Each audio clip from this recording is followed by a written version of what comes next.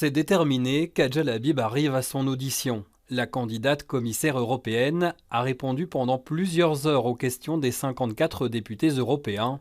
Avant cela, elle s'est exprimée en anglais sur ses projets, mais aussi son histoire.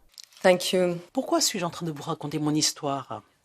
Eh bien parce que c'est là une histoire européenne. Voilà ce qu'est l'Europe. L'Europe, c'est l'égalité, la solidarité et les opportunités.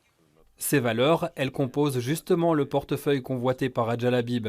C'est sur les compétences de l'aide humanitaire, la gestion de crise, ainsi que l'égalité des hommes et des femmes que la libérale était testée aujourd'hui.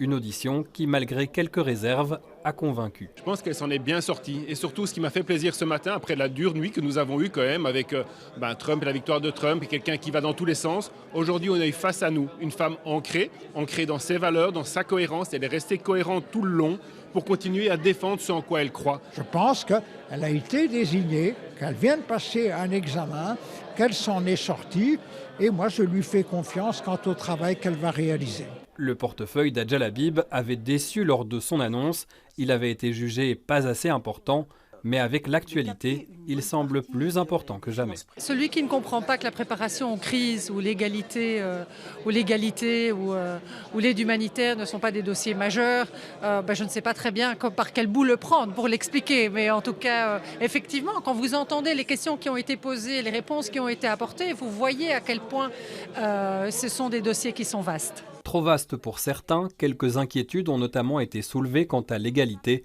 qui perd un commissariat unique. Le choix de Mme von der Leyen a été celui-là, de répartir les choses de cette manière-là. On ne le soutient pas nécessairement, parce que non seulement il y a la responsabilité de préparer les crises et de lutter contre le recul des droits, de manière générale, en matière d'égalité au sens large, mais il y a aussi le travail qu'elle va devoir mener avec le Parlement européen, où la majorité est clairement plus à droite qu'avant et moins progressiste qu'avant. Les députés ont finalement choisi de lui accorder leur confiance. Elle deviendra donc commissaire européenne.